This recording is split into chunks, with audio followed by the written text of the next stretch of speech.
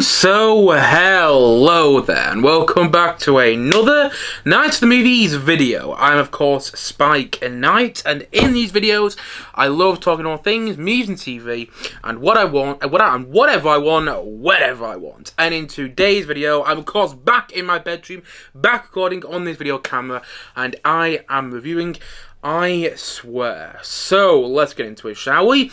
I Swear is this new British film written and directed by Kirk Jones. Kirk Jones, who is probably best known for directing the first Nanny McPhee film. He wrote and directed this film, which tells the remarkable true story of John Davidson, who got diagnosed with Tourette syndrome at a young age, which alienated him from his peers as he struggled with the condition few people had witnessed. And this film stars Robert Aramayo, apologies for mispronouncing his name, who people might best know from The Lord of the Rings of Power, in which he plays Elrond. The film also stars in the film also has supporting performances from Maxine Peake, who's been in loads of stuff. He's one of the actors we just know but maybe not know the name of, and Peter Mullan, who is also the same. He's been in loads of stuff, you just might not know him by name.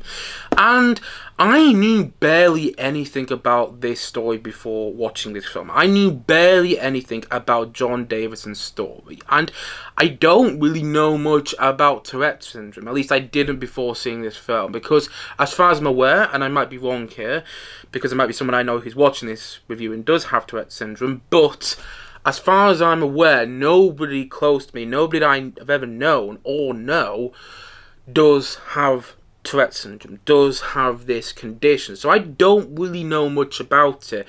And I know there's been some TV documentaries made about John Davidson's life, but I haven't seen those TV documentaries. So I knew barely anything about this story.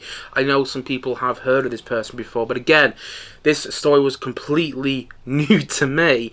And the thing which got me interested in seeing it in this film were the trailers. I thought the trailers made this film look inspiring and look uplifting, and in a way that a lot of British films, at least in my opinion, haven't been so much recently. So I made a point of going and seeing it at the cinema, and that's what I went to go and do yesterday. And honestly, I loved this film. It's not without its flaws, and I'm not saying all of it 100% works, but it's one of those films which is truly inspiring. You know, sometimes people say that about movies. They say it's the most inspiring movie of the year. You see it on film posters all the time.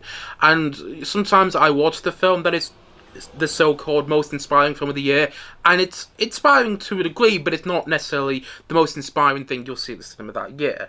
But in the case of this film, it is inspiring, and I mean truly inspiring, and it's also a truly good, feel-good film. You know what I mean? Like sometimes you see that on posts as well, that phrase, oh, it's a proper feel-good movie, and you think, what does that really mean? You know, sometimes people say that, and then you come out of the film feeling good, but not necessarily feeling as good as you hoped you were going to feel. Whilst I came out of this film feeling very good. It's a proper feel-good film, in the same way the likes of Billy Elliot is a proper feel-good film, or the same way like Brassed Off is a proper feel-good movie, or even The Full Monty. You know, that is a feel-good movie which will make you smile and which will leave you with a spring in your step after you watch it. I mean, all those movies will leave you with a spring in your step after you've watched them, and this film, I Swear, is no different. But it's also an educational film, and it's not educational in a way that kind of gets in your face and starts to annoy you. You really feel like you're watching an educational film. No, it's educational in a seamless way.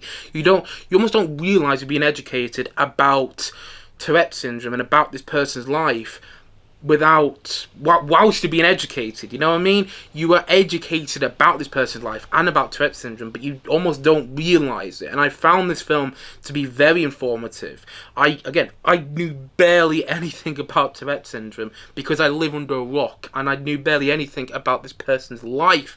And I'm watching this film, and I was just sat there thinking, I'm so glad that I'm watching this film, because it's informing me on something which is this very big issue. I don't know if issue is the right word, but it's a very big thing that I think a lot more people should know about, and a lot more people should be informed and educated about, and it's doing so in a way which is both heartbreaking and emotionally fulfilling at the same time. It's heartbreaking, but it's heartwarming also. It's not beating you over the head telling you about Tourette syndrome. It's educating, it's informing you about Tourette syndrome, but in a way that is seamless and in a way that just grabs you emotionally as well. And this is an emotionally engaging film in all the ways you want it to be. I mean, I was sat there, and from the opening of the film, I was getting a little choked up, and then the film carried on and I got even more choked up, and then there were some moments where I was getting choked up the other way. I was smiling, and I almost had sort of happy tears, which I don't usually have watching a film, and then there were some parts later on in the movie where I was getting choked up again because of how much the film was hitting me emotionally, and how much it was actually kind of upsetting me also, which is one thing I really didn't expect. The film has a lot of shocking and difficult scenes that you watch and are quite hard to watch at that. There are moments in the film where I was quite taken aback by how dark it actually got. This is not a film which skims over the dark sides of having this condition or the tough sides of having this condition. This is a film which really explores all the areas, at least it did in my opinion. And again, I was watching this film and there were quite a few moments where I was getting choked up because of how sad certain scenes were hitting, because of how sad certain scenes were and how much they were hitting me. And just thinking about them now, it's getting me a little choked up. And then there were certain moments in the film where I literally wanted to leap with joy. And Peter Mulan in the film, his character, I'm assuming it's based on a real life person because the whole film is based on a true story, it's a remarkable true story, by the way. It truly is a remarkable story. Again, you see that on movie posters all the time. Watch this incredible, remarkable true story and you think, is it really a remarkable true story? But in the case of this film, it is a remarkable true story.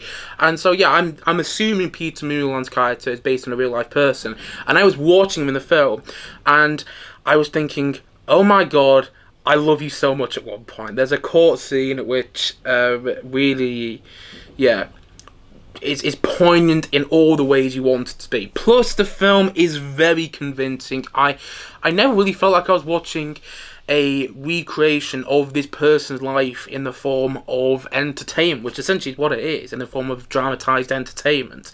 That's what this is. But I never really felt like that. I have seen, what's his name here? I keep forgetting the actor's name. I have seen Robert Aramayo in another thing. I watched him as Elrond in the Lord of the Rings of Power TV show on Prime Video, which I have seen and I am personally a fan of. More Season 2 than Season 1, but, I do like that show and I do like him in it too. But the thing is, I never felt like I was watching him as an actor when he was playing John Davidson in this film. I felt like I was just watching him. Well, I felt like I was just watching John Davidson. That's the thing. He completely lost himself in the role of John Davidson, in my opinion. I totally believed that this person I was watching had Tourette syndrome. I didn't feel like I was watching an actor play somebody with Tourette syndrome. You know what I mean? And sometimes you can feel that when you're watching a film where there is a character who has a certain medical condition. But I didn't feel like that at all watching this film. And I'm assuming Robert Aramayo doesn't have Tourette syndrome. He might do, but I'm assuming he doesn't. And in my assumption, I think he did a great job playing John Davidson and giving this role, doing this role justice, making this role believable, making it convincing, and doing it justice. And I think the film also does the story justice as well. I think the film is one of those films which is just wonderful in all the ways you want it to be. I mean, yes, it's a wonderful film, and it's going to make you smile, and it's going to make you really feel uplifted, But it's also a film which hits you in the gut, and in all the ways you want it to. This, particularly in the first half of the film, is a difficult film to watch. It's a difficult story to watch, and it's a sad story. There are moments when you're laughing, and then the next moment, and I mean literally the next moment, the next second of the film, you'll be almost in tears because of the way John Davidson's life plays out in this film, but it's also a film which engages you and doesn't let go of that engagement, you know? And also, one person I forgot to mention, Maxine Peake. She is also terrific in this film. Completely bought into her role, and she's brilliant in everything. She pops up in something, you just know you're going to get a great performance. I saw her in person once. She did something for the town that I live near, so there you go. But anyway, yeah, I thought she was very good in the film. I thought all the performances were convincing. I mean, not just the ones I mentioned, but all the other performances I haven't mentioned were all totally convincing in the way you wanted it to be. And this film, it's got a bit of... it's realistic enough that you buy into it all, but it's also... you know, it also reminds you of those uplifting British movies like I've already mentioned, Billy Elliot, Brassed Full Monty. There's probably more that I'm forgetting off the top of my head right now, but there's The Phantom of the Opera even. There's these British movies that have this dark subject matter at the centre of them, but still manage to be something which you come out of the cinema watching, or which you finish watching and you feel like you have been moved and in all the ways you want it to be. You know what I mean? This is one of those films you just have to see. You really just have to see. And the thing is, most people won't see this in the cinema, but when it comes out on streaming, I can't recommend it enough, because it's an educational film. It's an informative film, but not in the way that hits you over the head. It's an educational film that tells you a lot, but seamlessly, and does so in a way that is so engaging and emotionally engaging at that. And it's funny. It is funny. There are moments when you're laughing out loud. And the thing is, it's a messy film as well, but that works in the film's favour because of its subject matter. Some films are messy and you just go, what the hell are the filmmakers thinking? But in the case of this film, it's messy, but that works in the film's favour. And tonally, it's a bit all over the place too, but again, that works in the film's favour because of the story it's telling. And I got to the end of this film and I was almost in tears. I don't really cry at films. That's not me trying to sound manly there. I just don't cry at films. I wish I did. I truly wish I did, but I don't really cry at films. But I was almost in tears. I was getting really choked up. And yeah, the film, it's just great, you know? It really is great. It's heartbreaking, but it's also heartwarming. And in all the ways you want it to be. Yeah. I do think this remarkable true story is done justice in this film. And whilst I'm not saying it's a perfect film, I think it's definitely worth a watch. And so, all in all, I'm going to say that I swear, you know what? I was planning to give this film a 9 out of 10. Because again, it's not perfect and it doesn't work 100%. But you know what?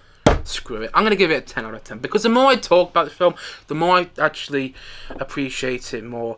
And Kirk Jones is a director I've never really come across before. I mean, apparently he directed the first Nanny McPhee film. I just found that out when I researched his name before doing this review today. So I didn't know that before watching this film, really.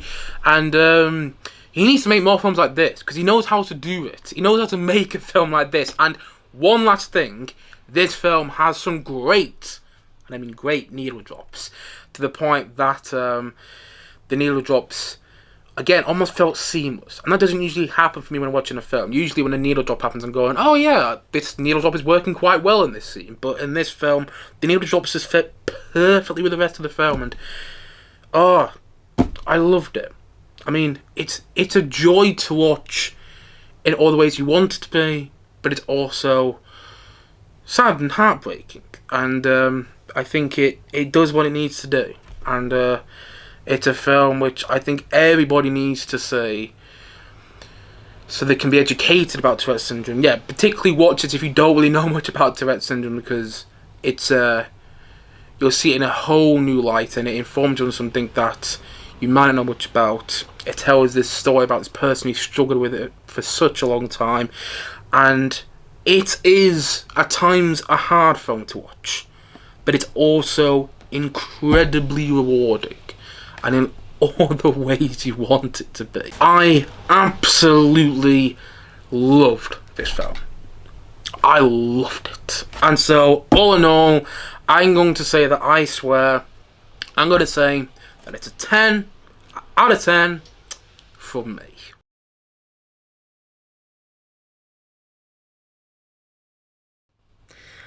Anyway, guys, that's it for today's video. If you have seen I Swear, please let me know your thoughts on it in the comment section below. And as always, thank you for watching or listening to this video. And if you haven't yet, please click down below and like and subscribe on this video. And look forward to many more videos coming very, very soon on this channel. As what he said, thank you so much for watching or listening to this video, and I will see you guys again soon. But bye for now. Bye.